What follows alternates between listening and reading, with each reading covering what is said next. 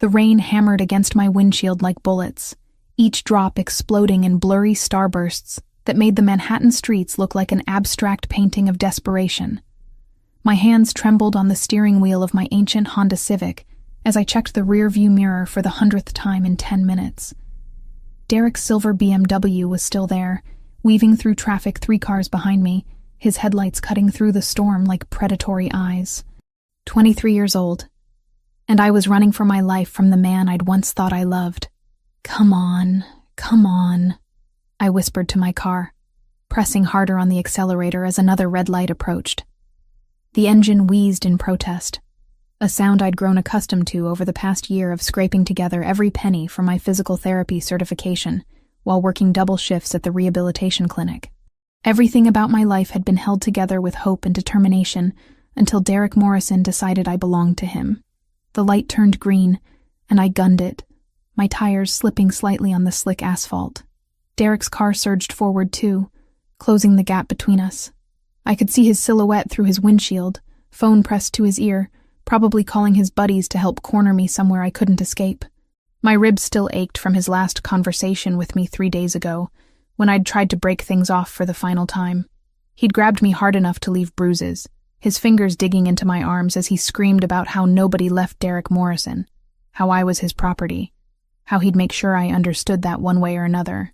I'd been hiding at my friend Sarah's apartment since then, but somehow he'd found me tonight, followed me as I tried to drive home, stalked me through the rain-soaked streets like I was prey, and he was something hungry and vicious. The speedometer crept toward 45 as I navigated the narrow streets of the financial district, where towering glass monuments to capitalism loomed on either side like glittering tombstones. At this hour, most of the buildings were dark except for scattered windows where someone was working late or security guards made their rounds. Derek's BMW gained another car length.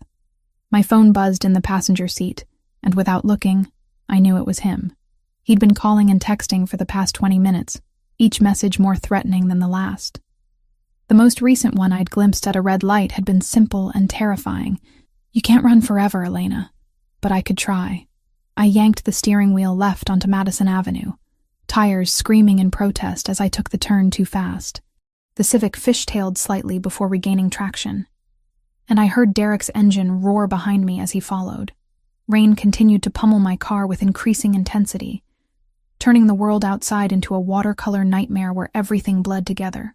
That's when I saw the intersection ahead, where Madison crossed with East 47th. The traffic light was cycling through its colors, and I had maybe 30 seconds before it went red again. If I could make it through, and Derek got stuck behind the light, maybe I could lose him in the maze of side streets beyond. I pressed the accelerator to the floor. The Honda's engine protested with a sound like a dying animal, but the speedometer needle crept toward 50. The intersection grew larger in my windshield, and I could see the cross-traffic beginning to slow as their light shifted to yellow. Almost there. That's when I noticed the black SUV. It was stopped at the cross street, waiting for the light to change. A massive Escalade that looked like it belonged to someone important. Someone who could afford to drive a vehicle that cost more than I'd make in 2 years. Even through the rain and darkness, I could tell it was immaculate, with tinted windows so dark they reflected the streetlights like black mirrors. The traffic light ahead of me flickered from yellow to red. I should have stopped. Any rational person would have stopped. But Derek's headlights were right behind me, and rational had abandoned me the moment I'd realized he was following me home. I had seconds to decide: stop and face whatever Derek had planned, or run the red light and hope the cross-traffic would give me enough of a head start to disappear. I chose to run. My Civic shot through the intersection just as the cross-traffic light turned green. I caught a glimpse of the Escalade beginning to move, its driver probably assuming the intersection was clear. Time slowed to honey-thick seconds. I saw my car's trajectory intersect with the SUV's path, saw my speedometer hovering near 50, saw the exact moment when my ancient Honda collided with what had to be the most expensive vehicle I'd ever been close to. The impact sent me forward against my seatbelt, my airbag exploding in my face with a chemical smell and the force of a punch. The world became a symphony of crushing metal, breaking glass, and the screaming protest of 2 engines that had suddenly stopped doing what engines were supposed to do. Then silence, broken only by the steady patter of rain on twisted metal and the hiss of escaping steam. I sat stunned for a moment, tasting blood from where I'd bitten my tongue, my ears ringing from the crash. My car had come to rest at an angle that blocked most of the intersection. Its front end crumpled against the rear quarter panel of the Escalade. "Oh God," I whispered, the reality of what I'd just done crashing over me like ice water. "Oh God, oh God, oh God." I'd just rear-ended someone's very expensive SUV while running a red light, even if I had insurance, which was laughably inadequate. This was going to financially destroy me. And that was assuming the other driver didn't press charges for reckless driving. With shaking hands, I managed to unbuckle my seatbelt and push my driver's door open. Rain immediately soaked through my sweater as I stumbled out to assess the damage. My Civic's front end was completely destroyed, the hood buckled upward, and steam rising from what remained of the radiator. The Escalade had fared much better, with only some paint scratches and a dent in the rear panel that somehow managed to look expensive. That's when I heard the car doors opening. 3 doors to be precise. Not just the driver, but passenger doors as well. I looked up through the rain to see figures emerging from the SUV, and my blood turned to slush in my veins. The first man who stepped out was tall and lean, wearing a dark suit that somehow looked perfectly pressed despite the downpour. He moved with the fluid grace of someone accustomed to violence, and even in the dim street lighting, I could see the bulge of a shoulder holster beneath his jacket. The second man was broader, built like a linebacker, with hands that looked capable of crushing bones, and a face that suggested he'd done exactly that on multiple occasions. He positioned himself near the rear of the SUV, eyes scanning the intersection with professional alertness. But it was the third man who made my breath catch in my throat. He emerged from the driver's side with the unhurried confidence of someone who owned whatever space he occupied. Tall and powerfully built, probably in his early 30s, with dark hair that managed to look perfectly styled even in the rain. His suit was obviously expensive, tailored to showcase broad shoulders and a lean waist, and he wore it with the casual elegance of a man born to wealth and power. But it was his eyes that stopped my heart. Dark brown, almost black in the street lighting, they fixed on me with an intensity that made every instinct I possessed scream danger. This wasn't just someone wealthy enough to afford a luxury SUV. This was someone accustomed to having problems solved quickly and quietly, by whatever means necessary. He walked toward me with measured steps, rain beating on his suit without seeming to touch him. When he spoke, his voice carried an accent I couldn't quite place, something European, maybe Italian, and authority that made it clear he was accustomed to being obeyed. "You just caused $50,000 in damage to my vehicle," he said, his tone conversational despite the circumstances. I swallowed hard, tasting blood and rain. "I'm so sorry. I didn't mean..." "Now you owe me your life."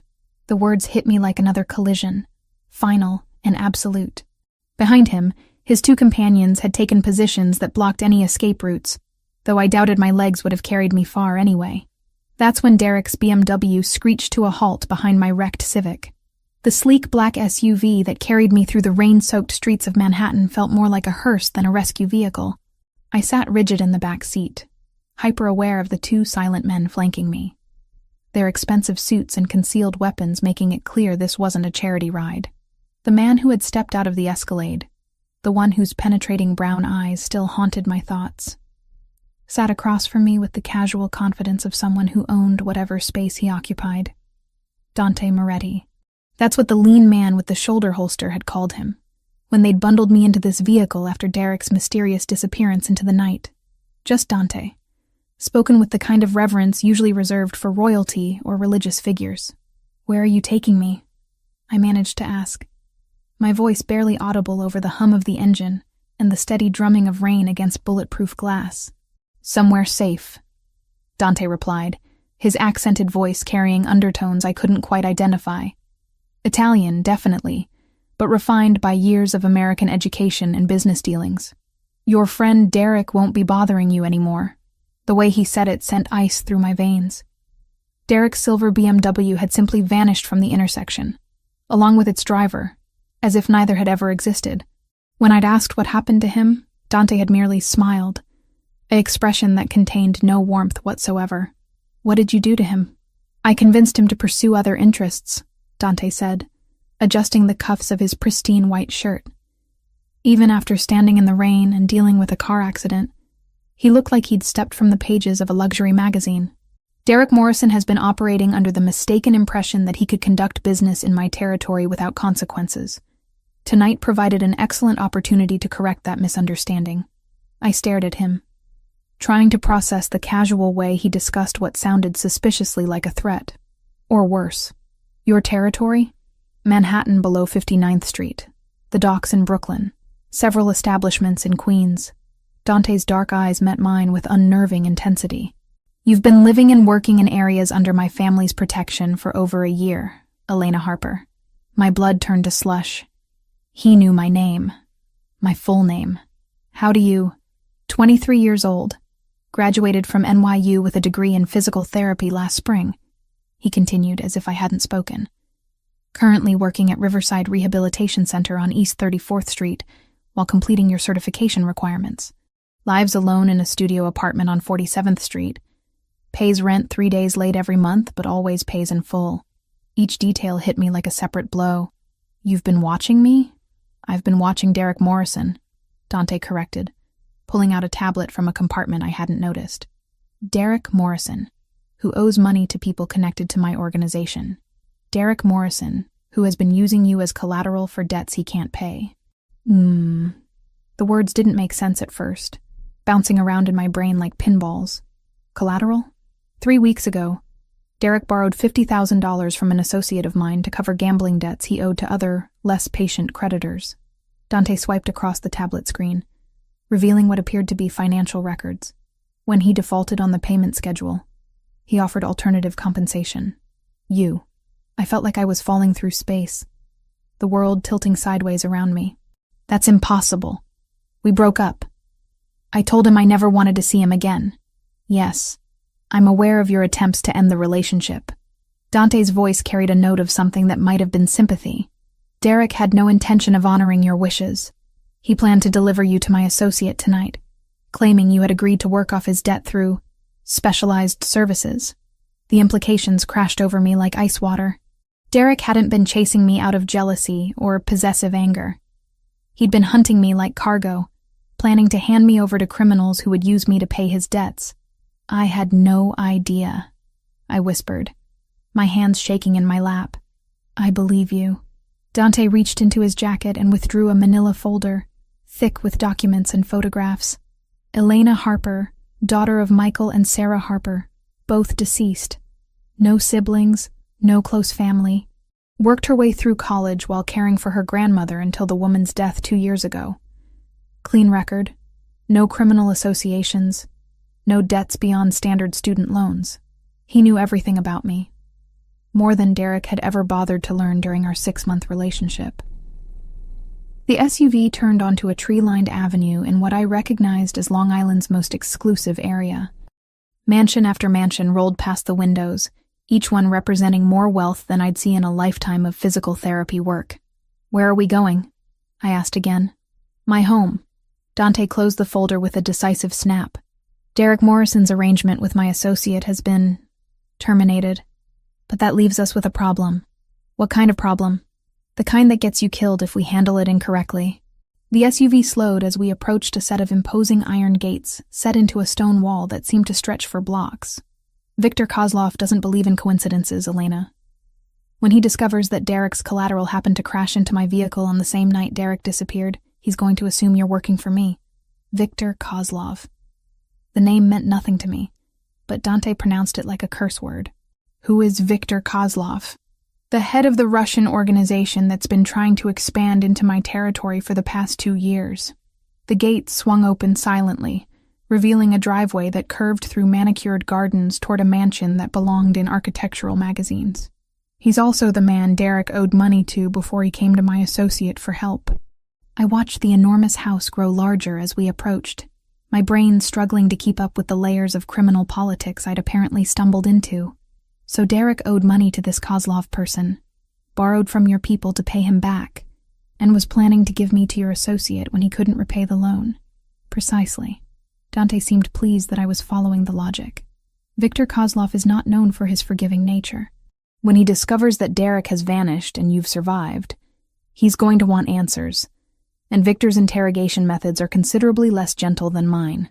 The SUV came to a stop in front of the mansion's main entrance, where more men in dark suits waited. Through the rain, I could see the outline of security cameras, motion sensors, and what looked suspiciously like armed guards positioned strategically around the property. "This is kidnapping," I said, though the words sounded hollow even to me. "This is protection," Dante replied, his voice carrying absolute certainty. "You're not safe out there anymore, Elena. Derek made sure of that when he put your name on documents as his collateral." The door beside me opened, revealing the lean man with the shoulder holster. Marco, Dante had called him during the brief, tense conversation they'd had while transferring me from my wrecked Honda to this SUV. "Welcome to the Moretti estate, Miss Harper," Marco said, his voice professionally courteous but carrying an undertone that suggested disagreement wasn't an option. I looked back at Dante, who was already stepping out of the vehicle with the fluid grace of someone accustomed to having his every need anticipated. "How long?" "That depends on several factors," he replied, straightening his suit jacket. "How quickly we can locate Derek Morrison's current whereabouts. How much information Victor Kozlov already has about tonight's events. How effectively we can convince him that you pose no threat to his operations. And if you can't convince him," Dante's smile returned, cold and sharp as winter steel, "then we'll have to explore other options." As I followed him up the stone steps toward the mansion's entrance, rainwater running from my hair and my clothes still damp from the accident, I caught my reflection in the glass doors. I looked exactly like what I was, a 23-year-old physical therapy student who had stumbled into something far beyond her understanding. But Dante Moretti looked like he was coming home. The foyer that greeted us was larger than my entire apartment, with marble floors that reflected the light from a crystal chandelier and artwork that probably cost more than I'd make in 5 years. Everything spoke of old money, established power, and the kind of security that came from being untouchable. "Your rooms are on the second floor," Dante said, handing his wetsuit jacket to a woman who appeared from nowhere to take it. "Marco will show you up and explain the house rules. We'll discuss your situation in more detail tomorrow, after you've had time to process tonight's events." "House rules? Nothing unreasonable," Marco assured me, gesturing toward a sweeping staircase. "Mostly for your own protection. The grounds are secure, but we ask that guests don't wander unescorted after dark. The staff is discreet and trustworthy, but we prefer that certain topics not be discussed with them." I followed him up the stairs, hyper-aware of how out of place I looked in this palace of marble and mahogany. My sneakers squeaked slightly against the polished steps, and I was certain I was leaving damp footprints on priceless carpets. "Miss Harper," Dante's voice stopped me at the top of the stairs.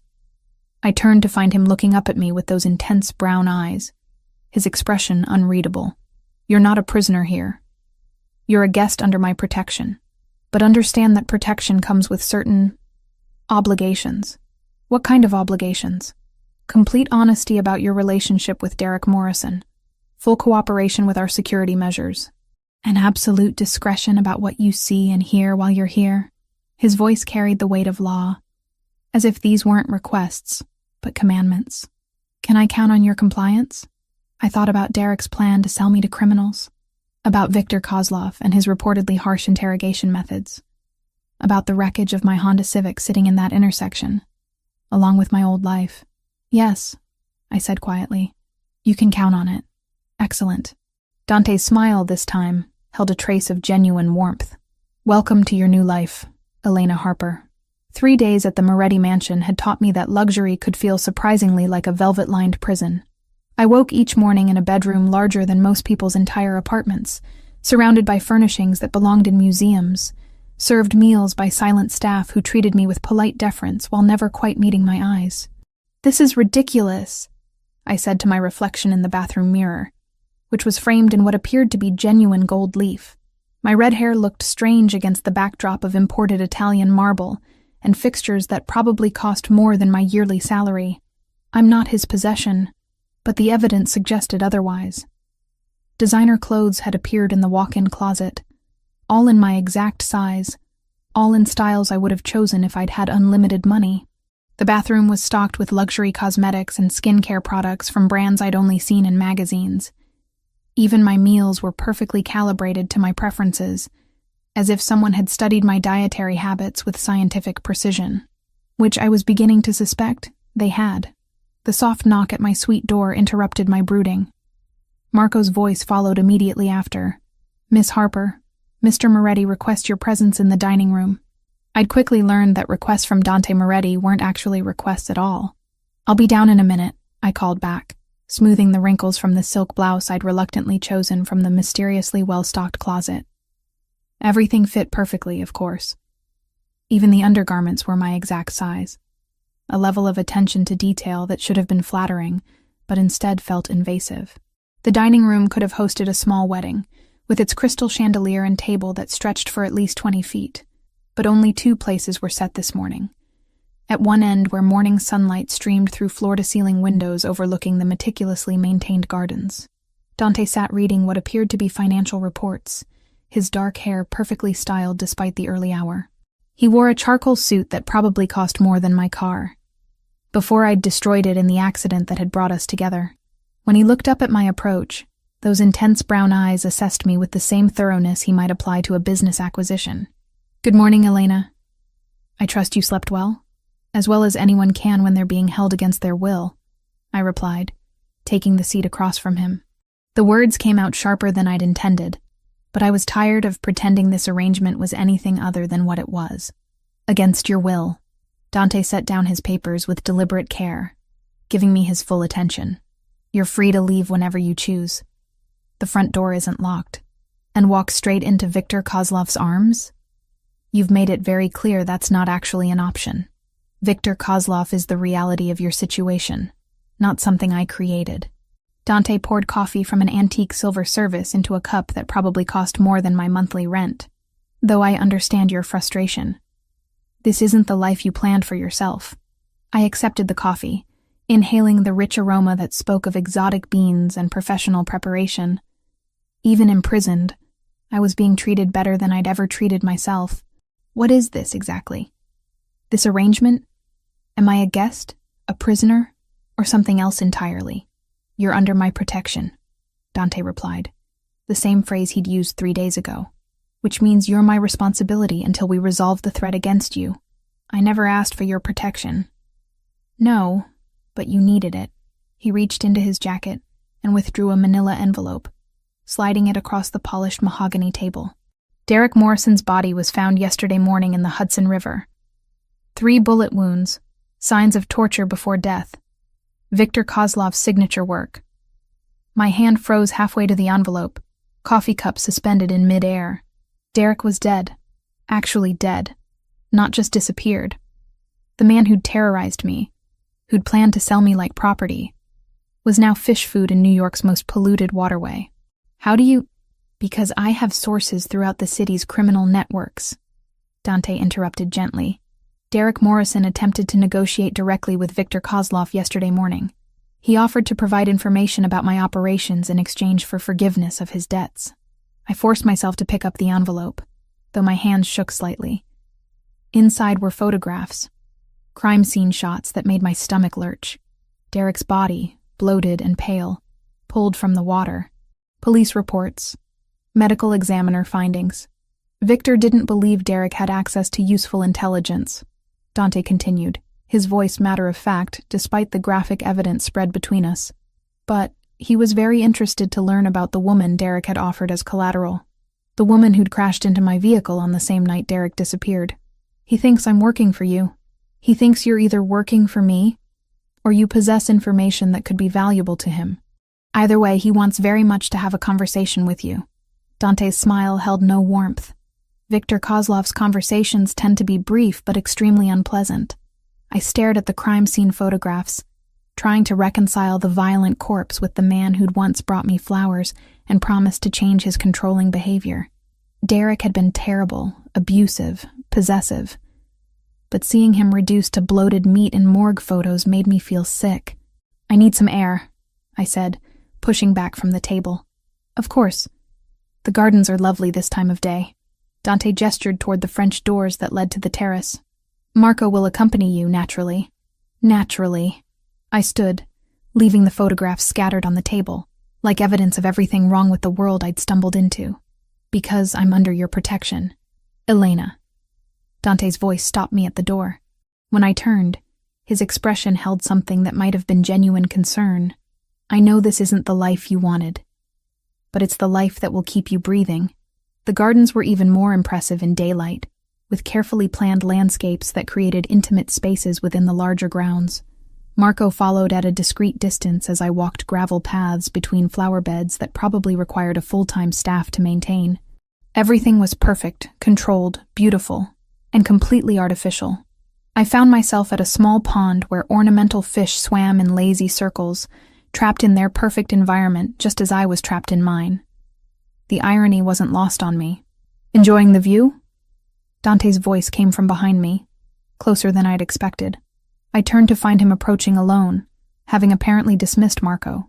He'd removed his suit jacket, rolling up his shirt sleeves in a gesture that should have made him look more casual, but somehow only emphasized the power in his forearms and the expensive watch that caught the morning sunlight. It's very controlled, I said. Everything in its proper place, serving its intended purpose. You think that's what this is? Control for its own sake? Isn't it? I faced him directly, tired of the careful politeness that had defined our interactions. You've researched every detail of my life, dressed me like a doll, fed me like a pet, and surrounded me with enough luxury to make me grateful for my captivity. It's very sophisticated, but it's still control. Something flickered in Dante's eyes. Surprise, perhaps, or approval. You're not what I expected. What did you expect? Most people in your situation would be either terrified into compliance or trying to seduce me for advantage. He stepped closer, close enough that I could smell his cologne and see the faint scar along his jawline. You're doing neither. Maybe I'm just not most people. No, he agreed softly. You're definitely not. The moment stretched between us, charged with an attraction I didn't want to acknowledge. Dante Moretti was everything I should fear. Powerful, dangerous, controlling. But standing here in his perfect garden, I couldn't ignore the way my pulse quickened when he looked at me like I was something rare and valuable. Tell me something, I said, breaking the tension before I did something stupid. The night you found me, when I crashed into your car, you were leaving a meeting, weren't you? Something to do with Viktor Kozlov. Dante's expression shuddered slightly. Yes. What kind of meeting requires bulletproof vehicles and armed escorts? The kind where people discuss territory, business arrangements, and occasionally who lives or dies. His honesty was brutal and refreshing after 3 days of careful euphemisms. I was attempting to negotiate a peaceful resolution to Viktor's expansion into my areas of influence. And how did that go? Poorly. Viktor Kozlov isn't interested in peaceful resolutions. Dante turned away from me, looking out over his controlled paradise. He believes that power should be taken, not negotiated for. Is that what this is about? Power? It's about protecting what's mine. The possessiveness in his voice made me shiver despite the warm morning air. My family, my people, my territory. Viktor Kozlov wants to tear down everything my father and grandfather built, and he doesn't care who gets hurt in the process. Your father and grandfather? The Moretti family has controlled certain aspects of New York's economy for 3 generations, Dante said, as casually as he might discuss the weather. Shipping, construction, waste management, import-export, legitimate businesses with unofficial aspects. And Viktor wants to take that away from you. Viktor wants me dead, and my organization absorbed into his. Dante turned back to face me, his expression deadly serious. The night you crashed into my car, I was returning from our final attempt at negotiation. He'd made it clear that war was inevitable. The weight of that statement settled over me like a lead blanket. I wasn't just caught between 2 men. I was caught between 2 armies preparing for battle. Where does that leave me? Safer here than anywhere else in the city, Dante replied, until we can eliminate the threat Viktor poses. Eliminate the threat, I repeated. You mean kill him? I mean protect what matters to me. Dante's eyes met mine with an intensity that made my breath catch. And you matter to me, Elena, more than you should, considering how we met. The admission hung in the air between us like a bridge I wasn't sure I was ready to cross. Dante Moretti was offering me something. Protection, luxury, possibly even affection. But the price was my freedom, my old life, any chance of being anything other than a kept woman in a criminal's paradise. "I need to think," I said finally. "Of course." Dante stepped back, giving me space but not breaking eye contact. "Take all the time you need. But remember, out there, you're Elena Harper, physical therapy student with no protection and no resources. Here, you're under the protection of the Moretti family. That means something in this city." As he walked away, leaving me alone with the ornamental fish and my complicated thoughts, I realized he was right about one thing. I wasn't most people. Most people would have chosen safety over uncertainty, luxury over freedom. But I was beginning to understand that most people had never felt the dangerous pull of Dante Moretti's attention, or the terrifying possibility that being his might be exactly what I'd been searching for without knowing it. The attack came at 3:17 a.m., announced by the sound of breaking glass and the sharp crack of automatic weapons fire echoing through the mansion's marble corridors. I bolted upright in bed, my heart hammering against my ribs as adrenaline flooded my system. The security lights outside my window had activated, bathing the grounds in harsh white light that revealed dark figures moving with military precision between the carefully manicured hedges. This wasn't a robbery. This was war. My bedroom door burst open before I could fully process what was happening. Marco appeared in tactical gear, his face grim as he swept the room with practiced efficiency. "Miss Harper, we need to move. Now. What's happening?" "Kozlov's people found us." Marco was already at the closet, pulling out clothes and throwing them at me. "Get dressed. We have maybe 3 minutes before they breach the main house." I scrambled into jeans and a sweater, my fingers shaking as gunfire continued to erupt from multiple directions. Through the windows, I could see muzzle flashes lighting up the darkness like deadly fireflies. The perfectly ordered world of the Moretti estate had transformed into a battlefield. "Where's Dante?" "Coordinating the defense." Marco checked his weapon with the efficiency of someone who'd done this before. "He wanted you moved to the panic room immediately." The panic room turned out to be a reinforced bunker hidden behind a bookshelf in Dante's study, equipped with communication equipment, medical supplies, and enough food and water to survive a siege. Banks of monitors showed every angle of the estate, revealing the scope of the assault. At least 20 armed figures had breached the perimeter, moving with the coordination of professional soldiers. "How did they find us?" I asked, watching the screens in horrified fascination as Dante's security forces engaged the attackers in running battles across the grounds. "Someone talked," Marco replied grimly, speaking rapidly into his headset in Italian before switching to English. "Or they followed a signal.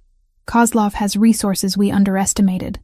On one monitor, I saw Dante himself leading a team of his men through the gardens, moving with the fluid grace of someone who'd been trained in combat. He wore tactical gear like he was born to it, directing his forces with hand signals while laying down covering fire with an assault rifle. Watching him transformed from sophisticated businessman into lethal warrior was both terrifying and mesmerizing. "He's good at this," I found myself saying. "Best I've ever seen." Marco agreed, monitoring multiple radio frequencies. Dante didn't just inherit his position. He earned it in situations exactly like this. The lights flickered and went out, plunging us into darkness broken only by the glow of the security monitors. Emergency power kicked in a moment later, but the brief blackout felt like an omen. "They're trying to cut power to the main systems," Marco explained, his fingers flying over the communication console. "If they take out the generators, we lose surveillance and defensive coordination." On screen, I watched Dante's team fighting their way toward the backup power facility. But Kozlov's people had anticipated this move. The basement corridors swarmed with armed figures, turning the mansion's lower levels into a maze of deadly hide-and-seek. "Marco," I said quietly, unable to tear my eyes from the screens. "The night Derek died, you said Kozlov tortured him for information. What if Derek told him more than you realized?" Marco's expression darkened as he considered this possibility. "What do you mean?" "Derek knew I worked at the rehabilitation center. He knew my schedule, my routines, probably even my emergency contacts. I watched Dante disappear from one monitor only to reappear on another, still fighting his way through the mansion's defenses. What if he told Kozlov about my work? About the techniques I know? What kind of techniques? Physical therapy isn't just about helping people recover. I said, pieces clicking together in my mind. It's about understanding how bodies work, how they break, how to manipulate pain and healing.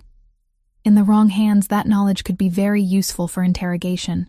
Marco went very still. You think Kozlov wants you alive for more than just information about Dante's operations? I think Derek sold me twice, I realized with growing horror. Once as collateral for his debts, and again as a potential asset when Kozlov captured him. The implications were staggering. Viktor Kozlov wasn't just trying to eliminate a witness or capture a pawn in his war with Dante. He wanted someone with medical knowledge who could be useful for his own operations. Someone who understood human anatomy well enough to inflict precise damage or extract information efficiently. A new wave of explosions shook the mansion, closer this time. On the monitors, I could see that several of Kozlov's men had reached the main floor, moving systematically through rooms while Dante's forces fell back toward more defensible positions. "Miss Harper," Marco said, his voice urgent as he received updates through his earpiece. "We may need to evacuate to the secondary facility. What about Dante? He's ordered the fallback protocol. If we can't hold the main house, everyone retreats to the warehouse district where we have better tactical advantages." I watched the screens as the battle raged through the mansion I'd called home for the past week. The library where Dante and I had shared coffee. The gardens where we'd walked and talked. The dining room where he'd shown me photographs of Derek's corpse. All of it was being torn apart by men with automatic weapons and military training.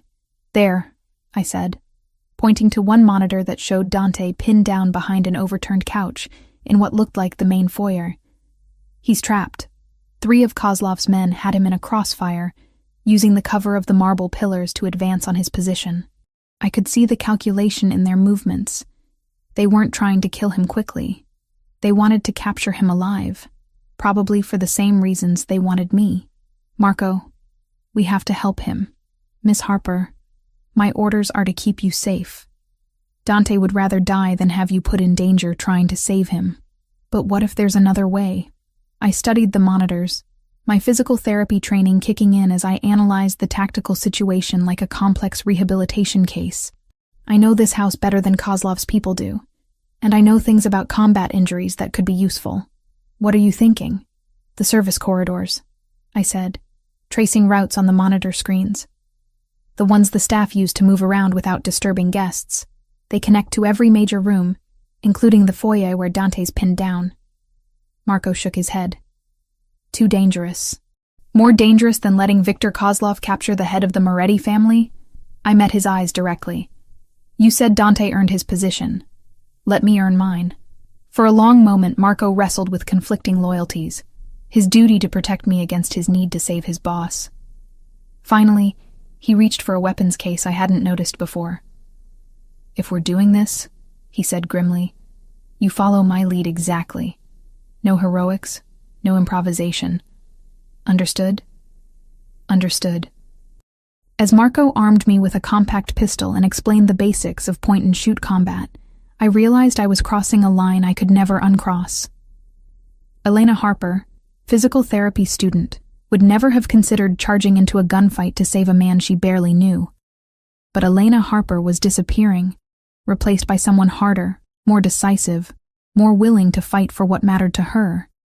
And Dante Moretti, dangerous, powerful, protective Dante, had somehow become what mattered most.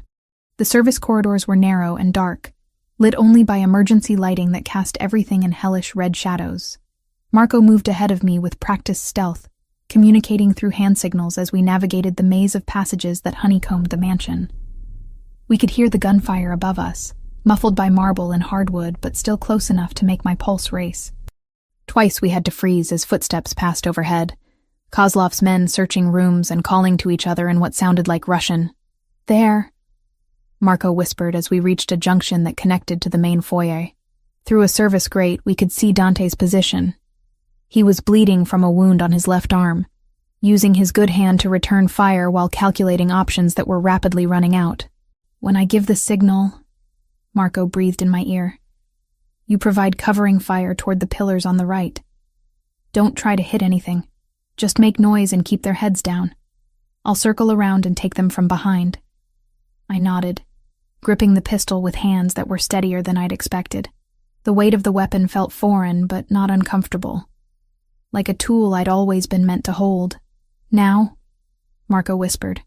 I kicked out the service grate and opened fire toward the marble pillars, the pistol bucking in my hands as I squeezed the trigger repeatedly. The sound was deafening in the enclosed space, and I could see chips of marble flying as my shots went wide of their targets. But it worked. Kozlov's men dove for cover, their attention divided between Dante's position and this new threat from an unexpected angle. In that moment of confusion, Marco appeared behind them like a ghost, his weapons speaking with deadly precision. When the shooting stopped, 3 bodies lay motionless on the marble floor, and Dante was staring at me with an expression of amazement and something that might have been pride. "Elena," he said, rising from his position behind the couch. "What the hell are you doing here?" "Saving your life," I replied, surprised by how calm my voice sounded despite the adrenaline coursing through my system. Dante crossed the foyer in quick strides, pulling me against his chest with his good arm while Marco secured the area. I could feel his heart racing against mine, smell the scent of gunpowder and expensive cologne, feel the warmth of his breath against my hair. "You could have been killed," he said roughly. "So could you, Elena." The way he said my name carried weight, promise, claim.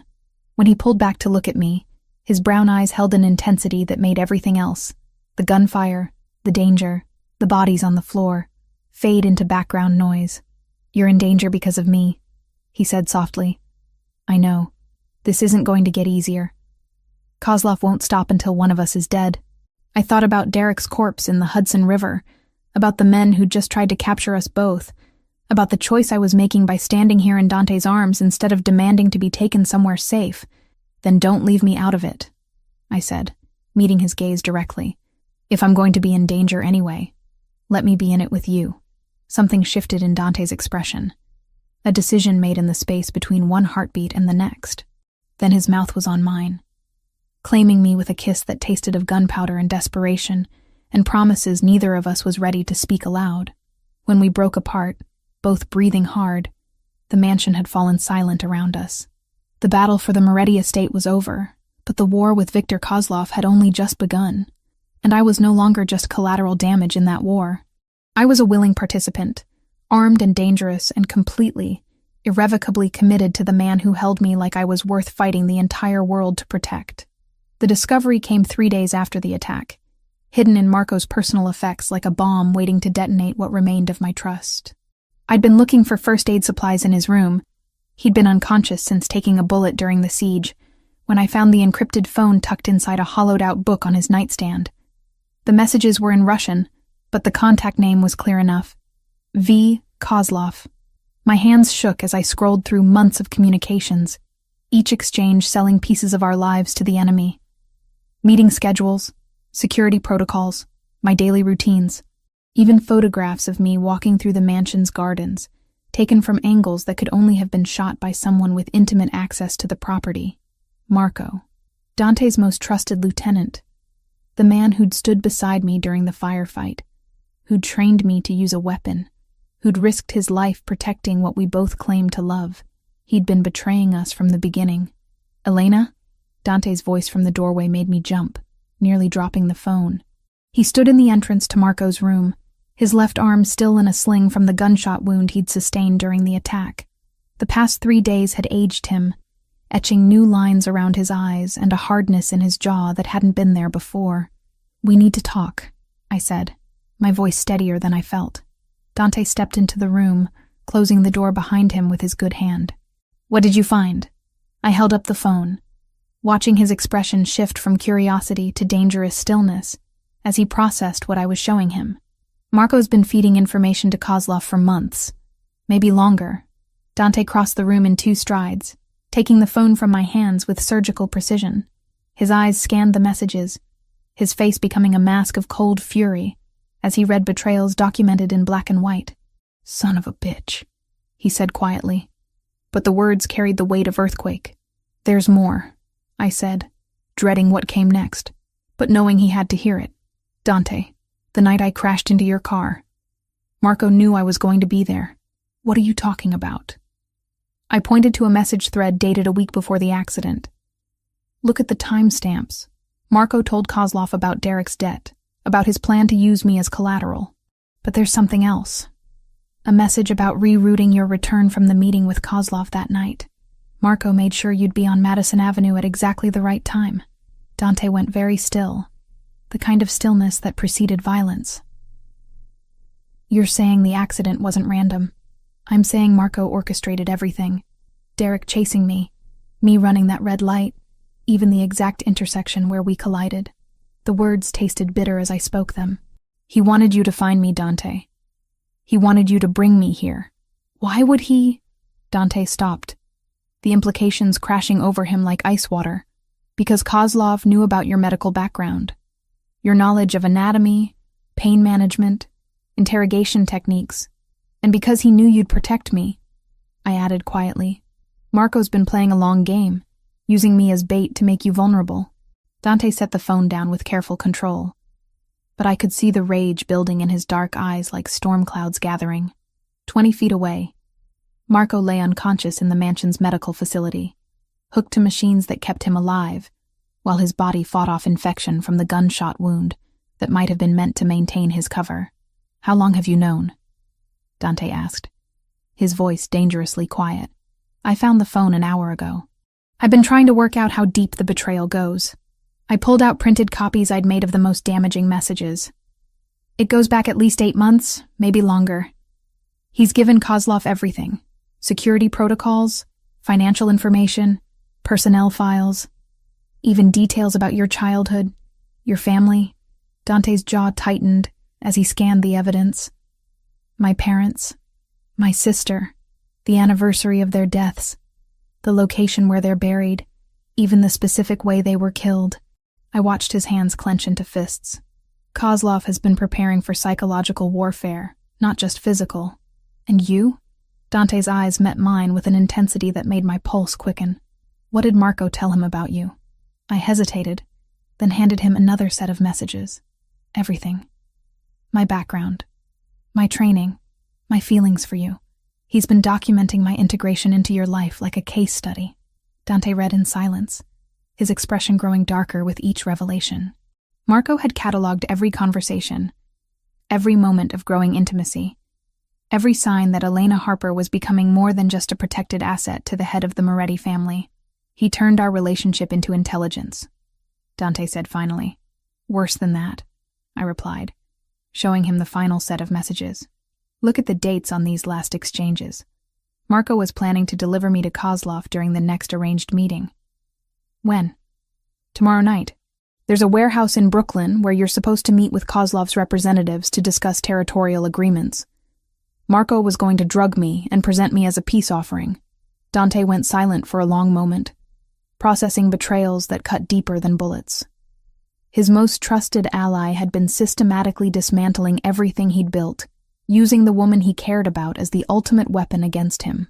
I should have seen it, he said finally. Marco's been with me for 5 years. He saved my life twice, built half our security protocols, trained our people. That's what made him so valuable to Kozlov, I pointed out, and so dangerous to us. Dante looked toward the medical facility where Marco still fought for his life, machines beeping steadily in the distance. Part of me wants to walk in there and put a bullet in his head while he sleeps. But you won't. No, Dante agreed. Because I need him alive long enough to find out what other surprises he's planted in our organization. And because... He paused, searching for words. Because you've taught me that not every problem should be solved with violence. The admission surprised us both. 3 weeks ago, Dante Moretti would have executed a traitor without hesitation. Now, he was considering alternatives, looking for solutions that didn't involve more blood on his hands. What are you thinking? I asked.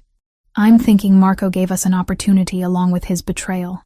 Dante's expression shifted from fury to calculation, the strategic mind that had built an empire reasserting itself.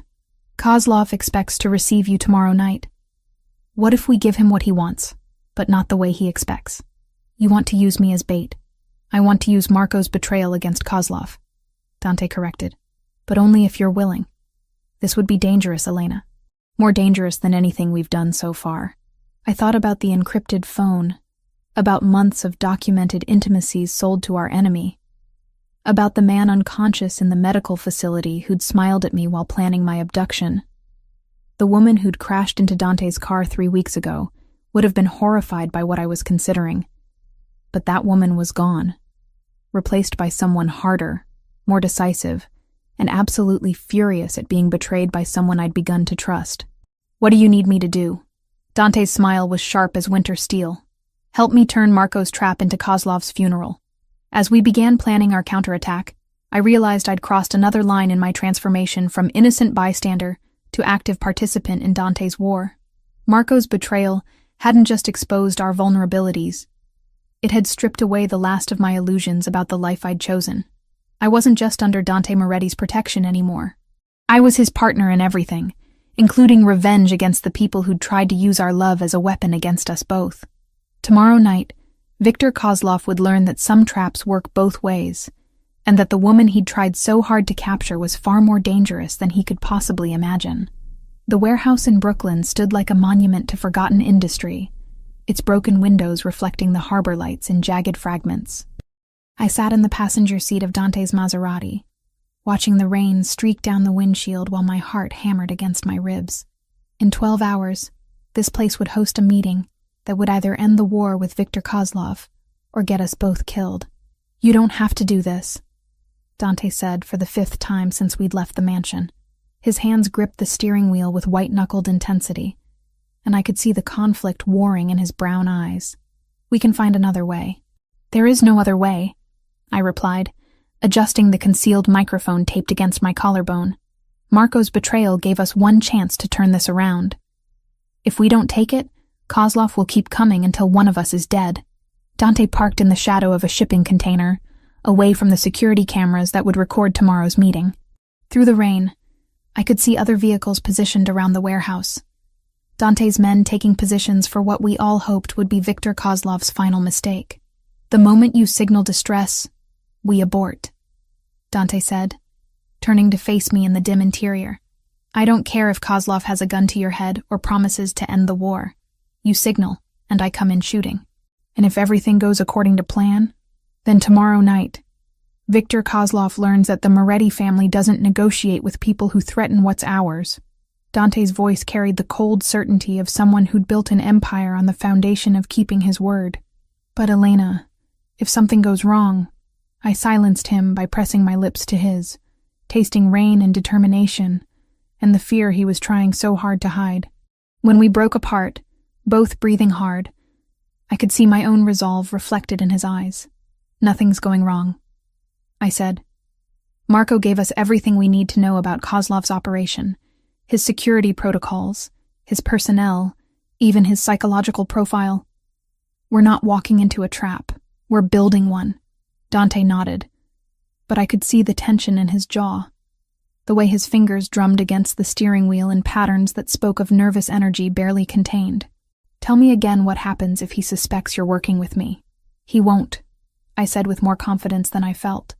According to Marco's files, Kozlov expects his prisoners to show fear, defiance, or attempts at seduction. I'm going to give him something else entirely, which is useful information he can verify, delivered by someone too terrified to lie. I adjusted the hidden recording device one more time. Kozlov thinks he's getting a frightened physical therapy student who was in the wrong place at the wrong time. By the time he realizes what I actually am, it'll be too late. The plan was elegant in its simplicity. Marco's encrypted phone contained detailed intelligence about Kozlov's operation. Locations, personnel, financial structures, everything we needed to cripple his organization. But that intelligence was useless unless we could get close enough to verify it and identify targets for elimination. My role was to play the terrified victim while secretly documenting everything I saw and heard. The recording equipment would capture conversations, locations, and personnel details that Dante's forces could use to coordinate simultaneous strikes against Kozlov's entire network. And your brother? Dante asked quietly. The question hit like ice water.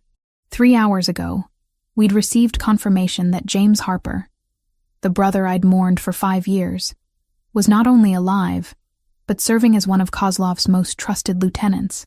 The revelation had nearly broken something fundamental inside me, but it also provided the final piece of our plan.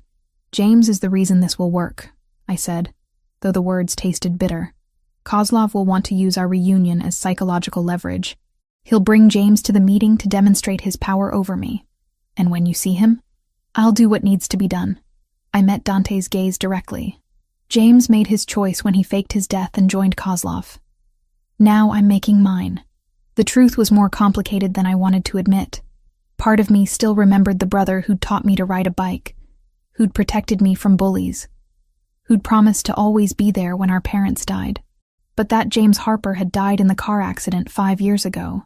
The man working for Viktor Kozlov was someone else entirely. Someone who'd used my grief as cover for his new criminal career. "I need you to promise me something," Dante said, his voice rough with emotion. "What?" "Promise me that no matter what happens tomorrow night, you'll remember that you chose this life. You chose us." His hand found mine in the darkness of the car, fingers intertwining with desperate intensity. "Because after tomorrow, there's no going back, Elena. You'll be as deep in this world as I am." I thought about the woman who'd crashed into his car 3 weeks ago. Elena Harper, physical therapy student, living paycheck to paycheck and dreaming of a quiet, normal life. That woman felt like a stranger now. Someone I'd once known but could barely remember. "I'm already there," I said quietly. "The moment I chose to fight beside you instead of hiding behind you, I crossed that line. Tomorrow night isn't about becoming something new. It's about finishing what we started." Dante brought our joined hands to his lips, pressing a gentle kiss to my knuckles. "What we started," he repeated. "I like the sound of that. Even though it means I'll know all your secrets, every detail of how the Moretti family operates, especially because of that." Dante's smile held warmth and possessiveness in equal measure. A queen needs to understand the kingdom she's going to rule. The word hung between us like a promise and a question. Queen. Not just a protected asset or a cherished lover, but an equal partner in everything Dante had built, and everything we would build together. "Is that what I am?" I asked. "Your queen? You're whatever you want to be," Dante replied. "But if you're asking what I want you to be," he paused, searching for words. "I want you to be the person who stands beside me when the world tries to tear us apart. I want you to be the voice that reminds me there's more to power than fear. I want you to be the reason I build something worth protecting instead of just something worth fighting for." I stared at him in the dim light. This dangerous man who'd somehow become the center of my world. 3 weeks ago, the idea of ruling a criminal empire would have horrified me. Now, the possibility felt like destiny finally revealing itself. "Ask me again after tomorrow night," I said finally, "when we've eliminated Kozlov and secured our future. Ask me then if I want to be your queen." Dante's laugh was soft and full of dark promise. "Oh, I will. And when I do, I already know what your answer will be." As we drove back toward the mansion through the rain-soaked streets of Brooklyn, I realized he was right. The woman who'd fled from Derek Morrison's abuse had evolved into someone who would walk willingly into Viktor Kozlov's trap. The frightened crash victim had become a predator capable of using her own brother as bait. Tomorrow night would test everything we'd built together. Our trust, our strategy, our love, and our willingness to do whatever it took to protect what mattered most. But I wasn't afraid anymore. Fear was for people who had something to lose. Elena Harper had lost everything the night she crashed into Dante Moretti's SUV.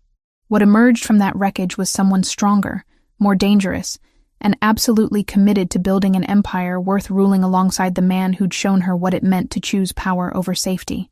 Tomorrow, Viktor Kozlov would learn the difference between a victim and a queen. By the time he understood his mistake, it would be far too late to correct it. The Brooklyn warehouse felt like a cathedral of shadows when I walked through its rusted doors, my footsteps echoing in the vast emptiness above. Viktor Kozlov sat at a metal table in the center of the space, flanked by 6 armed men whose faces belonged on wanted posters. Even seated, he radiated the kind of casual menace that came from decades of getting his way through violence. But it was the man standing behind him that made my breath catch in my throat. James Harper looked exactly like our father. The same auburn hair, the same sharp jawline, The same green eyes I saw in my own mirror each morning. 5 years had hardened him, adding muscle to his frame and lines to his face. But he was unmistakably my brother. The brother I'd mourned, whose funeral I'd attended, whose grave I'd visited every year on the anniversary of his supposed death. "Hello, sister," James said, his voice carrying an accent I didn't recognize. Russian, maybe, or something Eastern European. "You look well, considering the circumstances." Viktor Kozlov leaned back in his chair, studying me with pale blue eyes that missed nothing.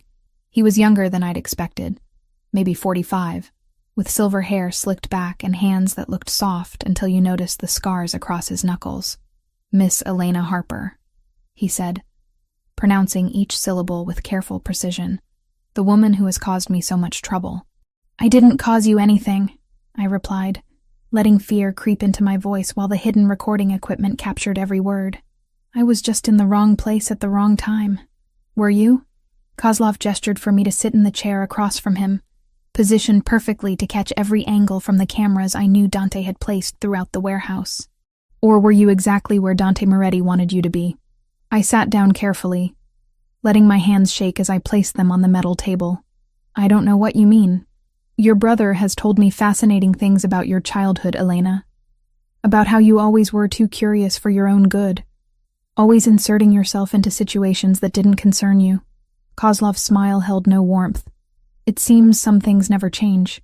James moved to stand beside Kozlov's chair, and I could see the expensive watch on his wrist, the tailored suit that spoke of money and influence.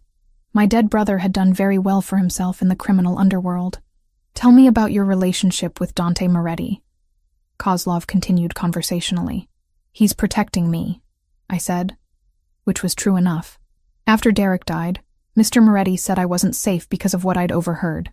"And what did you overhear?" I recounted the conversation about weapons shipments and warehouse locations.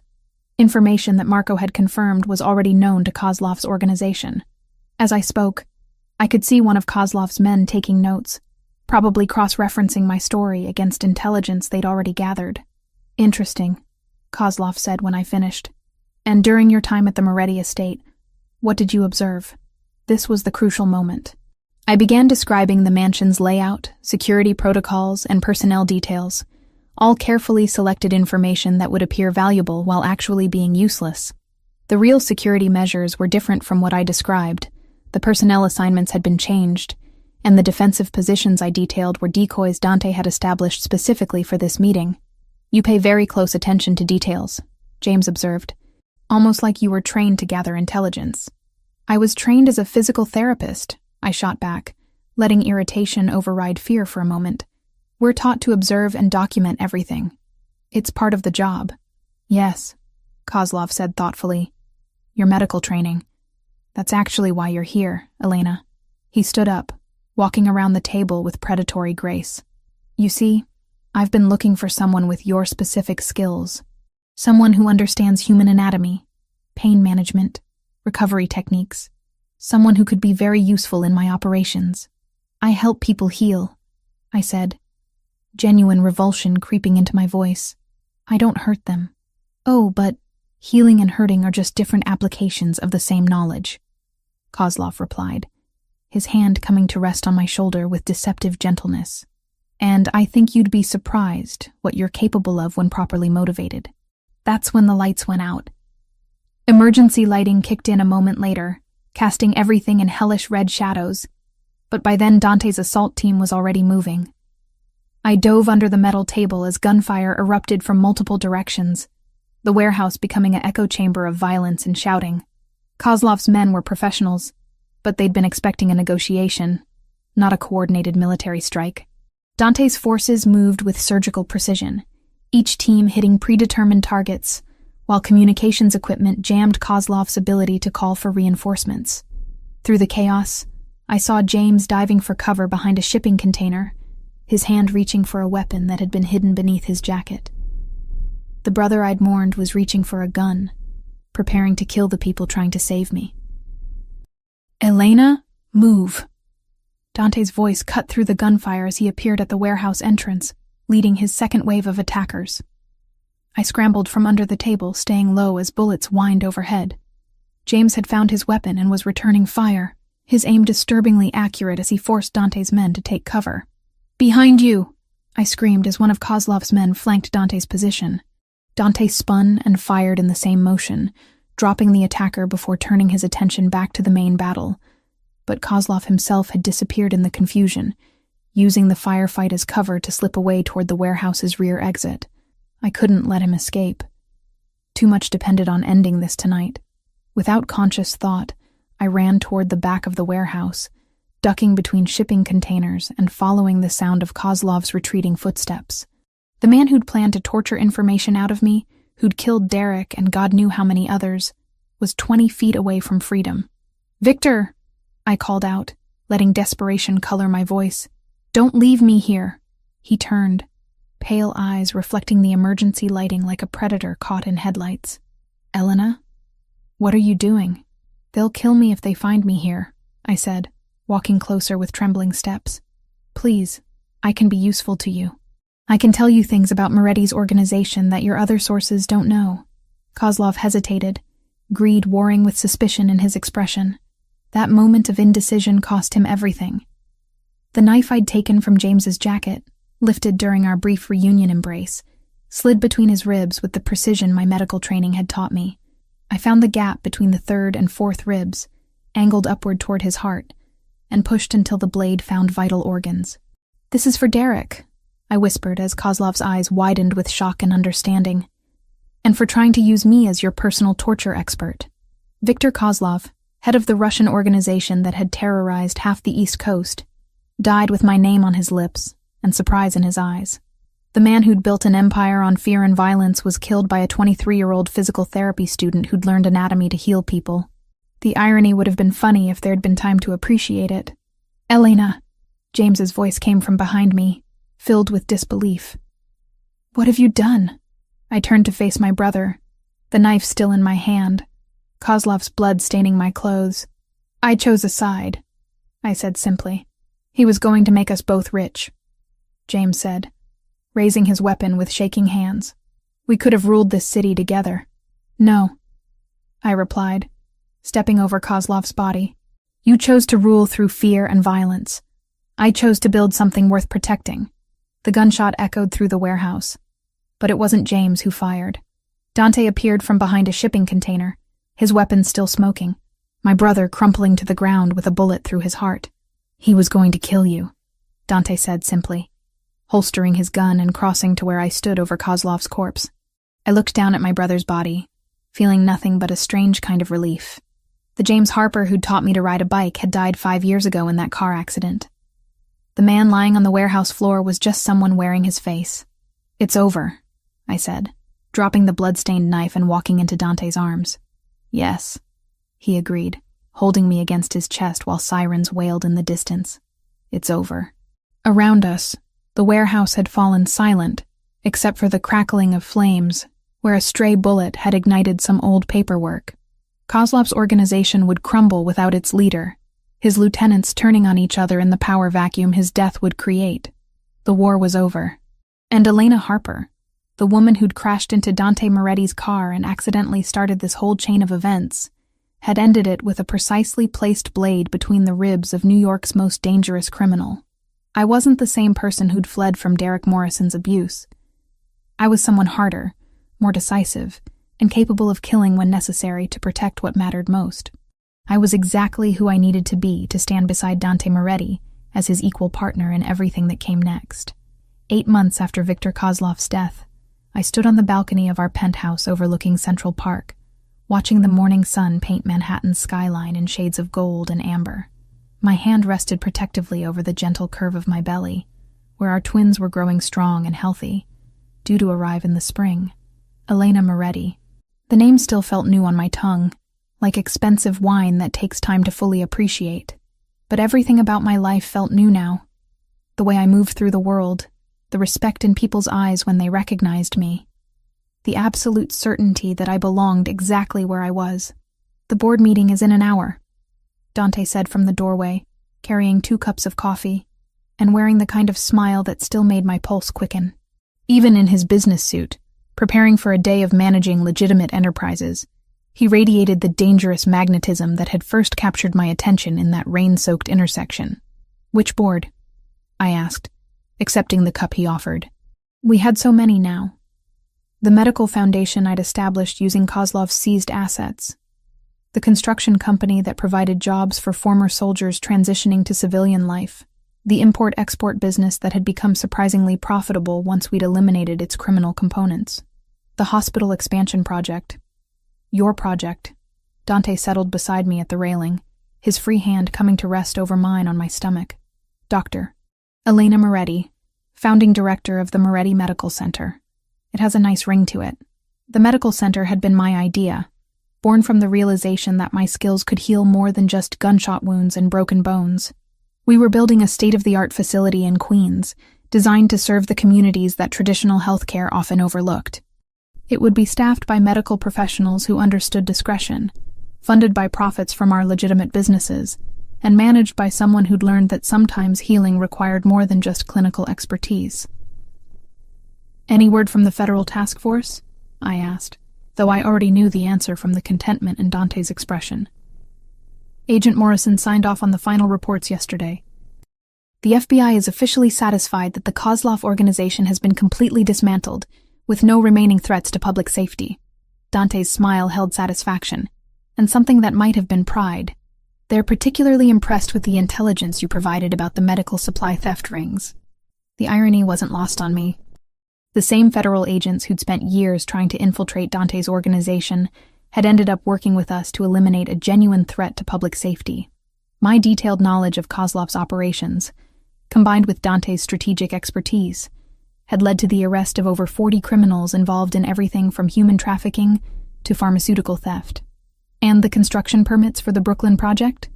Approved yesterday. Will break ground next month on the first of 12 affordable housing complexes. Dante's thumb traced gentle circles on my hand. By the time our children are old enough to understand, the Moretti name will be associated with hospitals, schools, and homes. Not just the old business. The old business. We still called it that, though most of the Moretti family's traditional activities had been either legitimized or eliminated over the past 8 months. The protection services had become a licensed security company. The import operations had gone completely legal. Even the loan services now operated under federal banking regulations. "Are you sure about this?" I asked. A question that had become ritual between us. "You're giving up an empire your grandfather built. I'm transforming it into something better," Dante corrected, the same answer he'd given every time. "Something our children can be proud to inherit." Through the floor-to-ceiling windows of our penthouse, I could see the remnants of our old world scattered across the city. The warehouse in Brooklyn where Kozlov had died was now a community center. The mansion in Long Island had been sold to a tech entrepreneur who'd turned it into a conference center. Even the Riverside Rehabilitation Center where I'd once worked part-time was now under Moretti Medical's umbrella, its services expanded and its mission elevated. "Mrs. Moretti?" The voice belonged to Sarah, our housekeeper and former member of Dante's security team. Her transition from bodyguard to domestic staff had been smoother than anyone expected, though I suspected she still carried at least 2 weapons under her perfectly pressed uniform. "Yes? The car is ready for your appointment with Dr. Chen, and Mr. Ricci has arrived for his meeting with Mr. Moretti. Chen was my obstetrician, a brilliant woman who'd been treating high-risk pregnancies for 20 years and understood the unique challenges of expecting twins. Mr. Ricci was the former head of Kozlov's financial operations, who'd decided that cooperating with federal authorities was preferable to spending the rest of his life in prison. "I should go," I said, finishing my coffee. "The twins have been active all morning, and Dr. Chen wants to monitor their positioning." Dante walked me to the elevator, his hand never leaving the small of my back. Even now, 8 months after the last shots were fired, he remained protective in ways that should have felt suffocating, but instead felt like love made manifest. "Elena," he said as the elevator doors began to close. "Tonight, after all the meetings and appointments, I want to show you something." "What kind of something?" "The kind that requires champagne and candlelight, and a question I should have asked months ago." The elevator doors closed on his enigmatic smile, leaving me with butterflies in my stomach that had nothing to do with pregnancy hormones and everything to do with the possibility that Dante Moretti still had surprises up his expertly tailored sleeves. Dr. Chen's appointment confirmed what we'd suspected. The twins were healthy, growing perfectly, and positioned for a relatively uncomplicated delivery in 12 weeks. Baby A was slightly larger, probably going to be our little overachiever. Baby B was perfectly positioned, but seemed content to let their sibling take the lead. Just like their parents, I murmured, studying the ultrasound images that showed two perfect profiles in black and white. By the time I returned to the penthouse, Manhattan was transitioning from afternoon to evening, the sky painted in shades of orange and pink that made our windows look like stained glass. Dante was waiting in our living room, but he'd changed from his business suit into dark slacks and a white shirt that made his brown eyes look almost black. "Close your eyes," he said, taking my hands with the same gentle reverence he'd shown from our first day together. "Dante, trust me." I closed my eyes, letting him guide me through our home toward what I assumed was the balcony. But instead of outside air, I felt the warmth of candles and smelled roses. Dozens of them, if the fragrance was any indication. "Open," Dante said softly. Our dining room had been transformed into something from a fairy tale. Hundreds of white candles cast dancing shadows on the walls, while red roses covered every surface in cascades of silk and velvet. A small table was set for two in the center of it all, with champagne chilling beside sparkling cider for the pregnant woman who couldn't drink alcohol, but still deserved celebration. "Dante, this is... 8 months ago, you crashed into my life and changed everything," he said, pulling out my chair with old-world gallantry. "You took a spoiled crime prince and turned him into a man worthy of building something beautiful." I sat down, overwhelmed by the romance of the gesture and the love shining in his eyes. "You did that yourself. I just gave you a reason." "No," Dante said, moving to stand beside my chair. "You gave me everything." That's when he dropped to one knee, producing a ring box from his pocket with the flourish of a magician performing his greatest trick. The diamond inside caught the candlelight and threw it back in rainbow fragments, but it was the expression on Dante's face that took my breath away. "Elena Harper Moretti, mother of my children, partner in all things, queen of everything we've built together," he said, his voice rough with emotion. "Will you marry me?" I stared at him through tears of joy and love and overwhelming gratitude for the strange chain of events that had brought us to this moment. "We're already married," I pointed out, laughing through my tears. "We had the ceremony 6 months ago. We had a business arrangement," Dante corrected, sliding the ring onto my finger above my wedding band. "Two people making strategic decisions about their future. This time, I'm asking Elena Moretti, the woman who chose to stay, who chose to fight, who chose to build something beautiful from the wreckage of everything we used to be." "Yes," I said, pulling him up for a kiss that tasted like champagne and promises, and the absolute certainty that we had built something worth protecting. "Yes to all of it." As Dante spun me around our candle-lit dining room, I caught my reflection in the windows that overlooked our city. The woman looking back at me bore little resemblance to the frightened physical therapy student who'd crashed her Honda Civic into a stranger's SUV on a rainy night in Manhattan. Elena Moretti was someone stronger, more dangerous, and absolutely committed to the empire she'd helped transform from criminal enterprise into legitimate dynasty. She was someone who could kill when necessary to protect her family, who could heal when mercy was the better choice, and who ruled beside Dante Moretti as his equal in every way that mattered. Our children would inherit hospitals and schools instead of territories and tribute. They would grow up knowing that their parents had chosen love over fear, construction over destruction, and each other over everything else the world had offered. The transformation was complete, irreversible, and absolutely perfect. And it had all started with a car accident on a rainy night, when a woman fleeing her past collided with a man who would become her future.